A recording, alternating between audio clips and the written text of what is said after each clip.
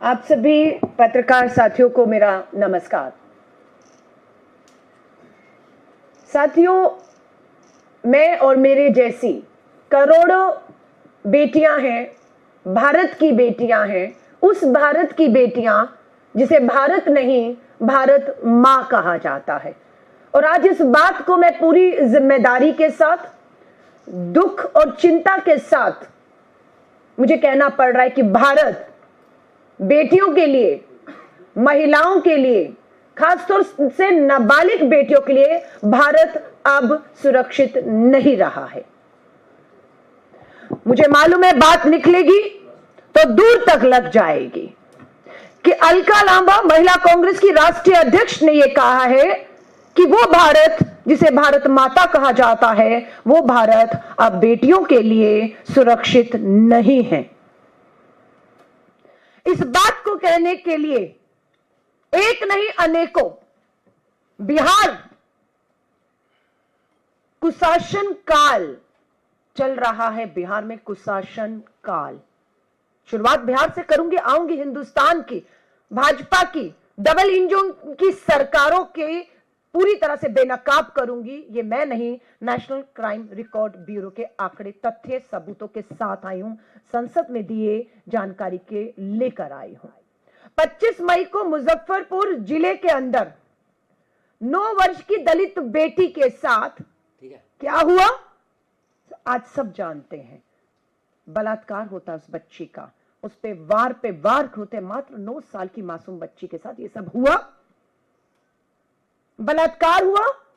उसके बाद सरकार ने क्या किया, प्रशासन ने क्या किया, पुलिस ने क्या किया, अस्पताल में क्या हुआ। और ये एक बच्ची नहीं है, लाखों बच्चियां इसी तरह की, इसी सिस्टम का शिकार, बलात्कार की शिकार हुई, पर सरकारी सिस्टम का भी शिकार हुई हैं। भूखे भेड़िए, हवस के भूखे भेड़िए खुलेआम घूम रहे हैं, बेटियों को नोच रहे हैं। और ये सरकार बेटियों को नहीं, भूखे भेड़ियों को बचाने में लगी हुई है। बिहार में डबल इंजन की सरकार, प्रधानमंत्री नरेंद्र मोदी जी अभी दोबारा बिहार गए और ये मात्र 9 साल की बच्ची को पटना एम्स में शिफ्ट करने में देरी क्यों हुई, पता चला कि देश के प्रधानमंत्री नरेंद्र मोदी जी का बिहार का दौरा है। उस दौरे के चलते उस बच्ची को समय रहते पटना शिफ्ट नहीं किया गया। इंतजार किया गया कि प्रधानमंत्री जी आ जाएं, प्रधानमंत्री जी चले जाएं, उसके बाद उस बच्ची को वहां पर शिफ्ट किया जाएगा। और शिफ्ट भी क्या, 4 घंटे वो नाबालिग, बलात्कार की पीड़ित घायल बच्ची एम्बुलेंस में इंतजार करती रही।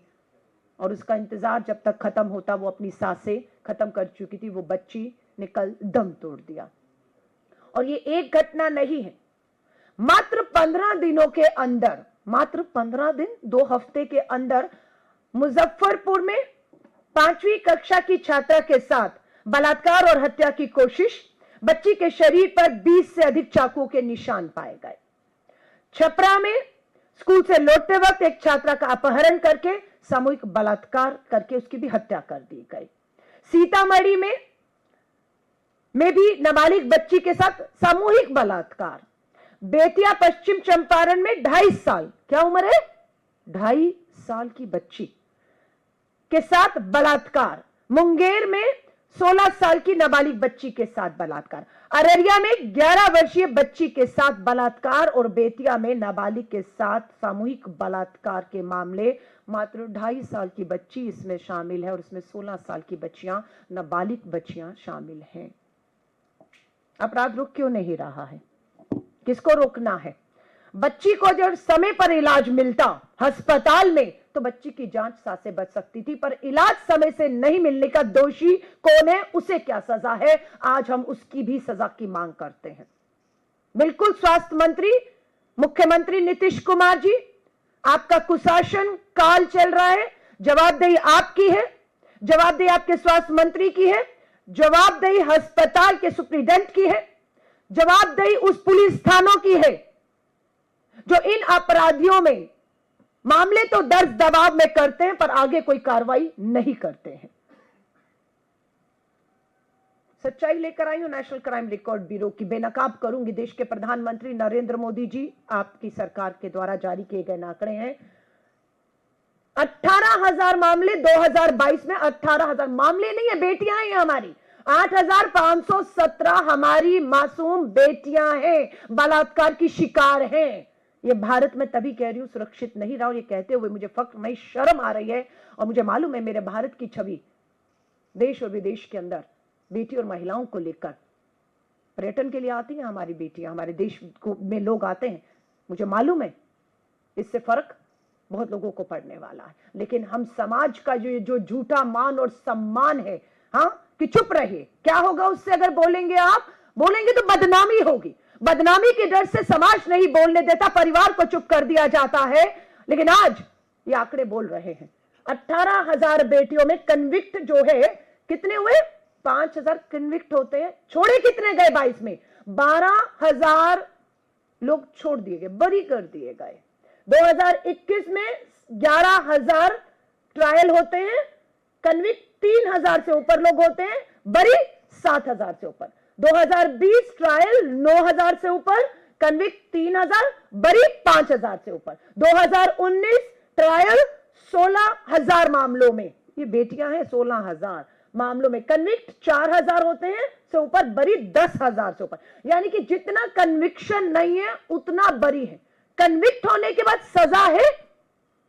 आजादी 1947 के बाद 2025 तक अगर आप कहेंगे बलात्कार और हत्या के बाद कितनी फांसियां हुई, मात्र 5 फांसियां हुई। आजादी से लेकर अब तक मात्र 5 फांसियां।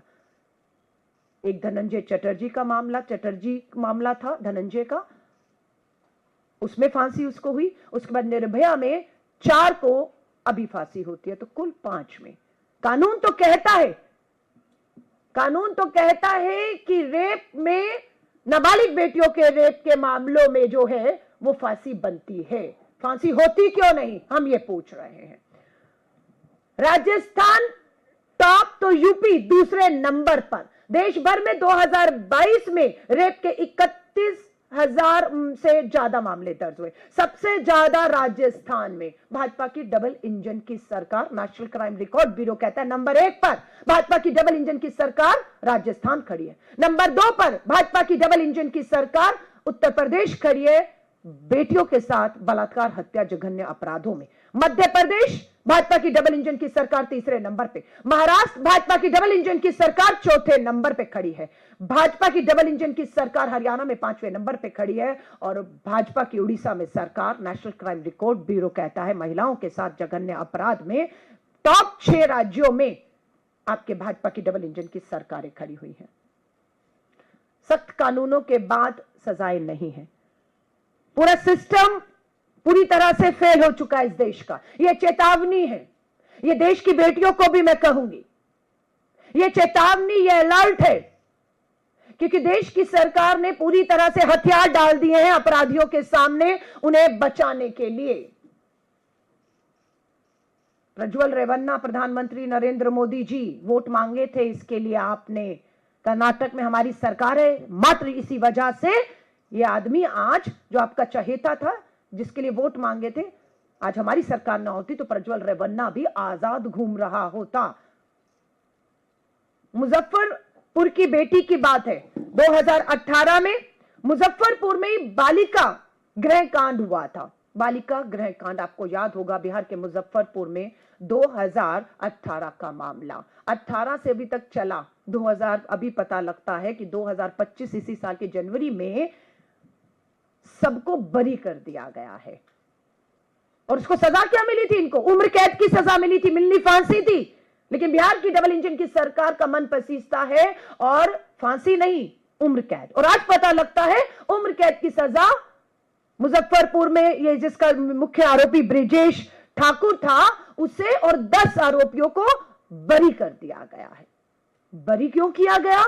पता लगता है कि पुलिस ने सबूतों को जुटाने में, सबूतों को कोर्ट में पेश करने में कोताही बरती, जिसका फायदा अपराधियों को मिला और ये 10 के 10 मुजफ्फरपुर बालिका गृह कांड के दोषी जो हैं, जिन्हें उम्र कैद की सजा हुई थी, वो बाइज्जत बरी कर दिए गए। और ऐसा नहीं कि बलात्कार नहीं हुआ था उस कांड में, जहां पर बेटियां अपने आप को सबसे ज्यादा, क्योंकि सरकारी घर था, वो सरकार के अधीन थे, वो बालिका सुधार गृह, वहां पर ये होता है। और ब्रजेश ठाकुर जो है अपने सभी लोगों के साथ आज उन्हें भाजपा जाएगी, लड्डू खिलाए, हार डाले, क्योंकि यही इनका काम है।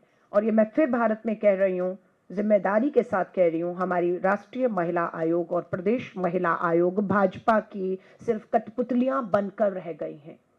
ये भी एक बड़ा कारण है। वन स्टॉप सेंटर्स के नाम पर बहुत कुछ बड़े बड़े दावे हुए थे, आज वो पूरा बिहार हो या देश में वो वन स्टॉप सेंटर देखने को नहीं मिलते हैं।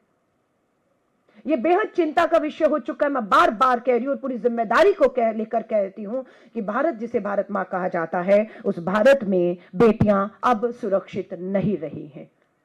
मुझे मालूम है आज मैं यहां से जो बात कर रही हूं, या अमेरिका के राष्ट्रपति कुछ अभी बात करेंगे तो पूरा देश और विश्व लाइव सुनता है, हमें भी लाइव सुन रहे होंगे।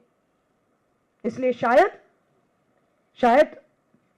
भारत की छवि, भारत की झूठी शान, भारत बेटियों के लिए सुरक्षित है, भारत में कोई अपराध नहीं है, ये अगर मैं कहूंगी तो मैं अपनी उन लाखों बेटियों के साथ धोखा और अन्याय करूंगी जो आज भी न्याय की आस लगाए बैठे हैं और उन्हें न्याय नहीं है। बिहार में नेशनल क्राइम रिकॉर्ड ब्यूरो का आंकड़ा कहता है कि देश में मात्र 410 protection of children from sexual offence, नाबालिग बच्चियों के साथ बलात्कार के बाद जो अदालतें हैं, 410 अदालतें हैं। और मामले कितने हैं? मामले लाखों में हैं। और बिहार में पता लगता है कि अगर उन मामलों की सुनवाई भी शुरू करें फास्ट ट्रैक कोर्ट में, पोक्सो अदालतों में, 28 साल लगेंगे उस बेटी को न्याय दिलाने में। 28 साल। दिल्ली में 27 साल लगेंगे, जो दिल्ली की फास्ट ट्रैक और पोक्सो हमारी अदालतों में केस चल रहे हैं। ये मैं नहीं, नेशनल क्राइम रिकॉर्ड ब्यूरो कहता है कि जिस तरह की सुविधाएं हैं, जिस तरह की ट्रायल है, जिस तरह की जो है हमारी सिस्टम व्यवस्था है, 27 साल। उत्तर प्रदेश में नाबालिग बेटी को बलात्कार और हत्या के बाद उसके परिवार को न्याय के लिए 22 साल लगेंगे। पश्चिम बंगाल में 25 साल लगेंगे और अरुणाचल प्रदेश छोटे जैसे राज्य में भी 30-30 साल लगेंगे। ये मजाक नहीं है। फास्ट ट्रैक कोर्ट के नाम पर हमारे पास मात्र आज भी 755 फास्ट ट्रैक स्पेशल कोर्ट्स हैं। ये स्पेशल कोर्ट्स महिलाओं के लिए बनाई गई, बलात्कार, जघन्य अपराधों में हत्या के लिए बनाई गई हैं। और ये सच्चाई आज देश को शर्मसार करने वाली है। प्रोटेक्शन ऑफ चिल्ड्रन में आज की डेट में अभी के आंकड़े 2,43,000 मामले पेंडिंग है। ये पेंडिंग है और इनमें कन्विक्शन 3% है, मात्र 3% है। और फांसी तो आपको मैंने कहा आजादी से लेकर अब तक 5 को हुई है। ये सरकार पूरी तरह से बेटियों के साथ नहीं खड़ी है, न्याय के लिए नहीं खड़ी है, ये अपराधियों और दोषियों के साथ पूरी खड़ी है। सिर्फ ये एकमात्र कारण है कि इस देश में बेटियां सुरक्षित नहीं है और अपराधियों के जो हौसले बढ़ रहे हैं। 2023 को लेकर आंकड़े सामने आए हैं जो बताते हैं कि मात्र 2023 में 2,67,000 मामले और नए दर्ज हुए हैं। यानी कि हर साल लाखों मामले दर्ज हो रहे हैं और करोड़ों मामले पेंडिंग पड़े हैं। बिहार सबसे बड़ा, क्योंकि चुनावी राज्य, इसलिए प्रधानमंत्री नरेंद्र मोदी जी और सब भाजपा के बड़े नेताओं का वही आना जाना है। आप भी कहेंगे बिहार ही क्यों, दूसरे राज्य भी हैं, बिल्कुल भाजपा के डबल इंजन शासित राज्यों के मैंने नाम लिए हैं, बिल्कुल नाम लिए हैं। वहां क्यों नहीं हम ज्यादा उस मुद्दे को उठाते? क्योंकि प्रधानमंत्री मोदी जी वहां नहीं जा रहे हैं, भाजपा के नेता वहां नहीं जा रहे हैं। उन्हें अगर हमें घेरना है, सवालों के कटघरे में खड़ा करना है, उन्हें हमें शर्मिंदा करना है, तो वो बिहार की धरती, डबल इंजन की भाजपा की सरकार, कुशासन काल नीतीश कुमार जी का और प्रधानमंत्री नरेंद्र मोदी जी से वही जवाबदेही पूछेगी। पहचान वाले ही दुष्कर्मी हैं।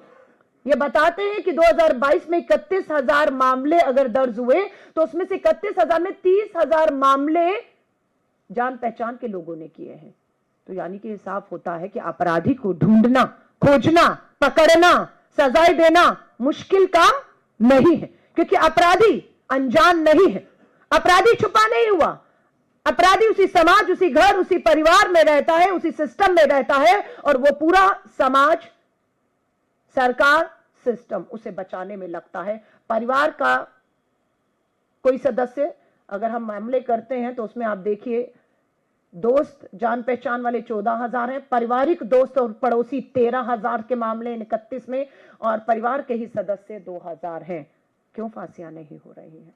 परिवार, दोस्त, पड़ोसी, रिश्तेदार से ज्यादा भरोसा तो बच्चियां किसी पर नहीं कर सकती हैं। और मैं फिर कह रही हूं, ये मामला बहुत गंभीर हो रहा है। मैं देश को कहूंगी, ये चेतावनी है। निकलिए बाहर और सुरक्षित कर लीजिए अपनी मासूम नाबालिग बेटियों को, क्योंकि सरकार नपुंसक हो चुकी है। सरकार ने हाथ खड़े कर दिए हैं। सरकार जिम्मेदारी लेने से इनकार कर चुकी है। सरकार अपराधियों के साथ खड़ी है। सरकार खोखले झूठे नारे देकर आपको गुमराह कर रही है। बेटी बचाओ। हमारा देश के प्रधानमंत्री जी से एक ही सवाल है, मोदी जी मन की बात आप करते हैं, महिलाओं पर हो रही देश में दरिंदगी की बात कब करेंगे? इन दरिंदगी की शिकार बेटियां जिन्हें समय पर इलाज बिहार में नहीं मिला, उन्हें कब मिलेंगे? कब मिलेंगे? जिन्हें थानों में पुलिस आपकी फेल हो रही है अदालतों में सबूत पेश करने में, और अपराधी एक के बाद एक बरी हो रहे हैं। तो ये चेतावनी है, ये गंभीर स्थिति बन चुकी है। और मुझे लगता है एक होता है ना रेड अलर्ट, आपातकाल, ये बिल्कुल वही है हमारे देश की बेटियों के लिए, और उस देश में जिस भारत को हम भारत माता कहते हैं। ये दुख और चिंता की बात है।